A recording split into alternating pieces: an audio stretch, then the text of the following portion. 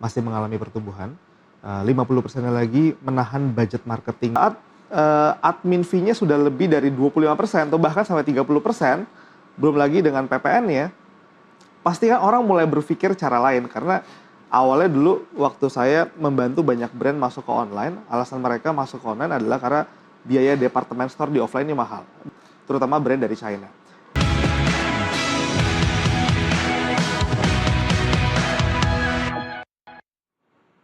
Di tengah melemahnya aktivitas industri, strategi pemasaran menjadi salah satu kunci bagi pelaku usaha untuk mempertahankan penjualan. Berbagai upaya dilakukan mulai dari memperluas jaringan distribusi hingga mengoptimalkan pemasaran digital agar tetap mampu bersaing. Perlambatan aktivitas industri berdampak pada menurunnya permintaan di berbagai sektor. Kondisi ini membuat pelaku usaha dituntut lebih adaptif dalam menjangkau pasar dan menjaga arus penjualan. Selain mengandalkan penjualan konvensional, banyak pelaku usaha kini memanfaatkan platform digital dan media sosial untuk menjangkau konsumen yang lebih luas serta meningkatkan daya saing produk. Pelaku usaha berharap penguatan strategi pemasaran mampu menjaga kinerja penjualan di tengah tantangan industri, sekaligus mendorong pemulihan usaha secara bertahap.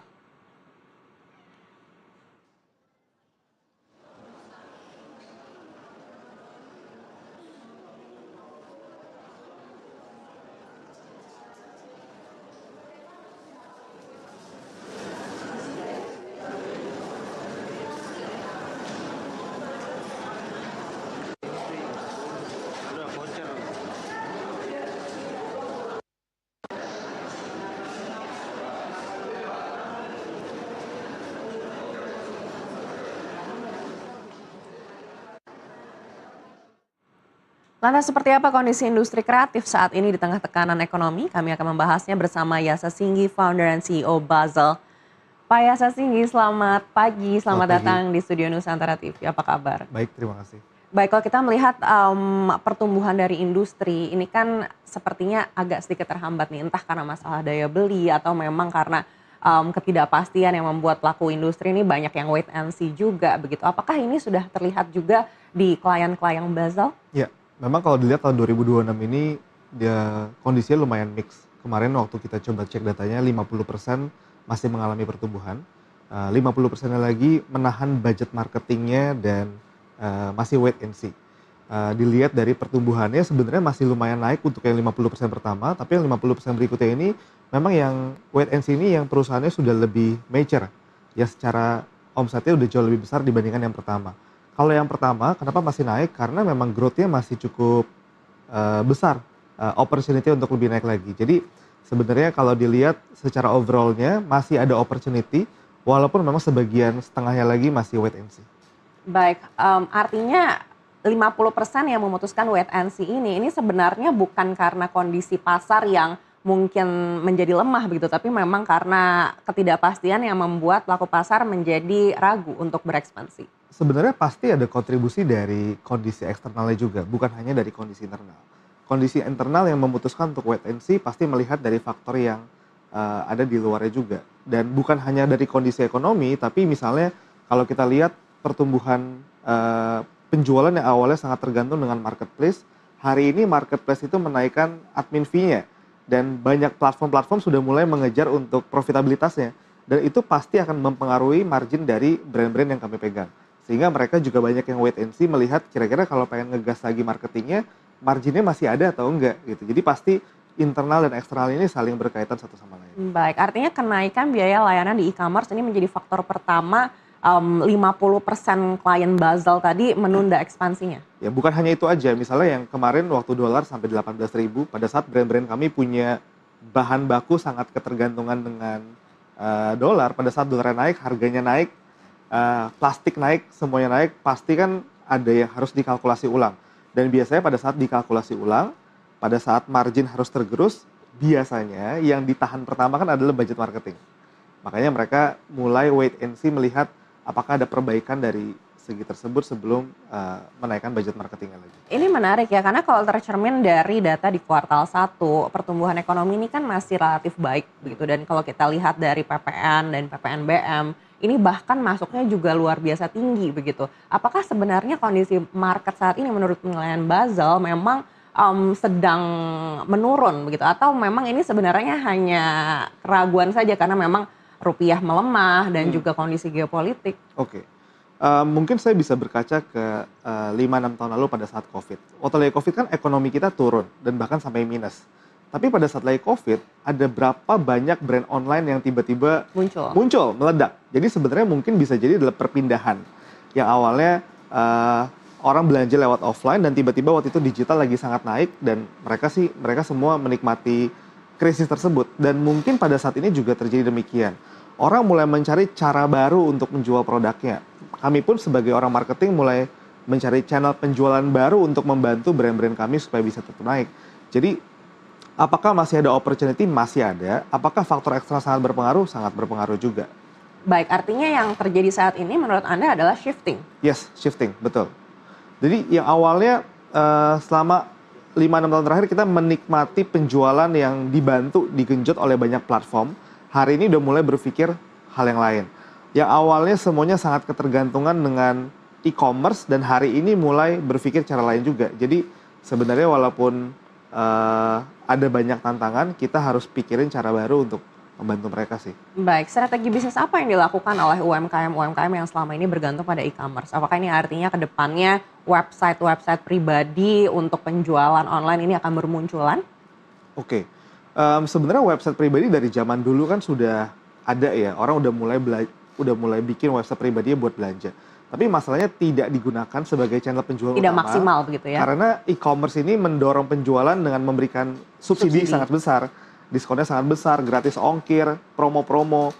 Tapi pada saat admin fee-nya sudah lebih dari 25% atau bahkan sampai 30%, belum lagi dengan PPN-nya, pasti kan orang mulai berpikir cara lain. Karena awalnya dulu waktu saya membantu banyak brand masuk ke online, alasan mereka masuk ke online adalah karena biaya department store di offline ini mahal, biaya consignment di offline mahal.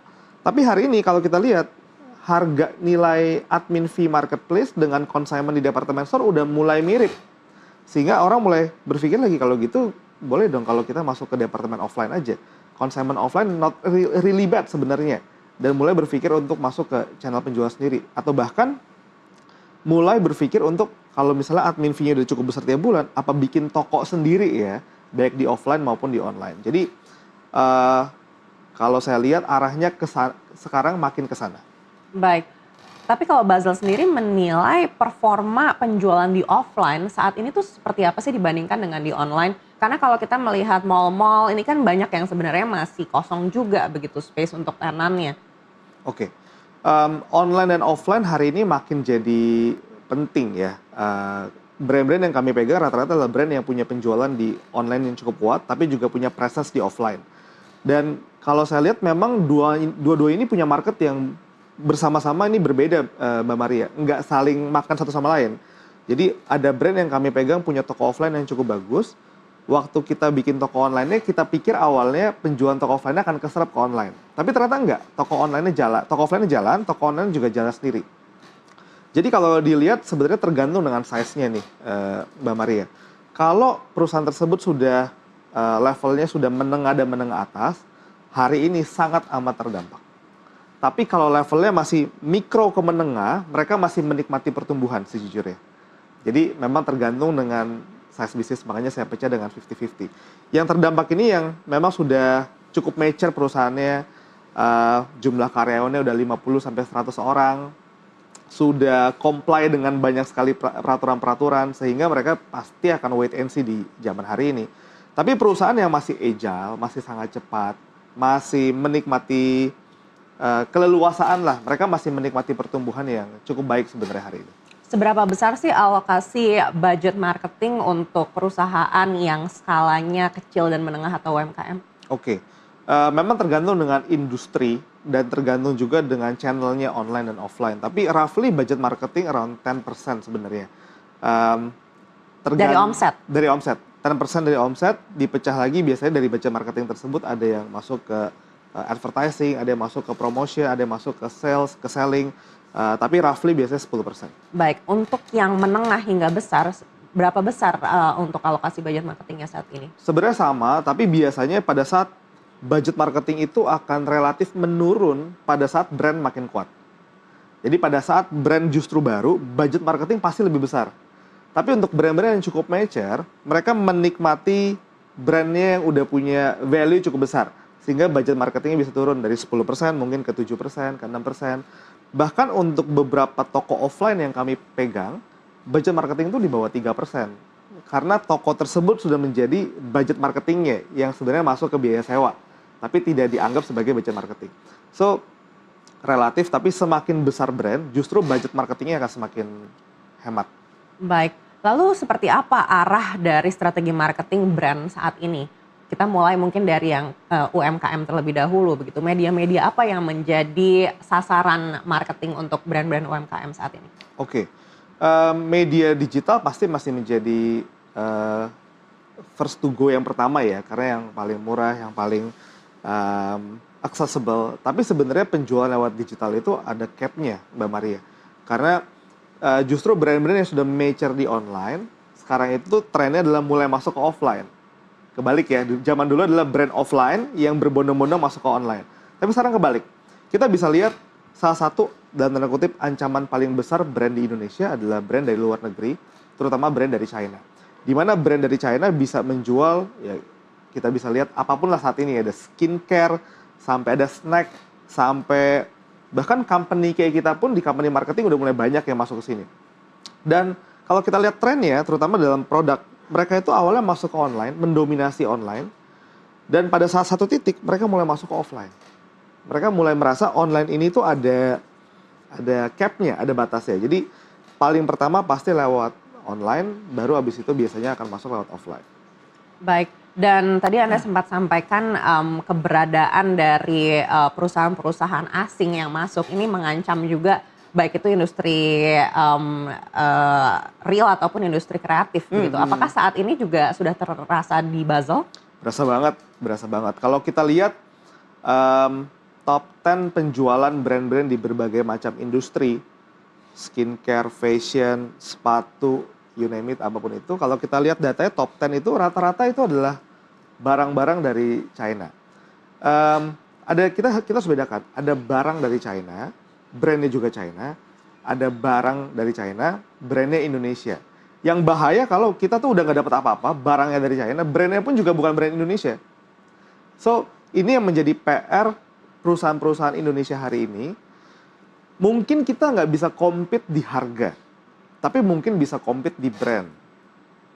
Dan bahayanya kalau kita nggak main di dua-duanya, lama-lama ya kita nggak bakal dapat apa-apa. Kalau produknya kalah, brandnya juga kalah. Baik, lalu seperti apa kompetisi di industri kreatif sendiri? Kita akan bahas usai jeda. Tetaplah bersama kami akan kembali sesaat lagi.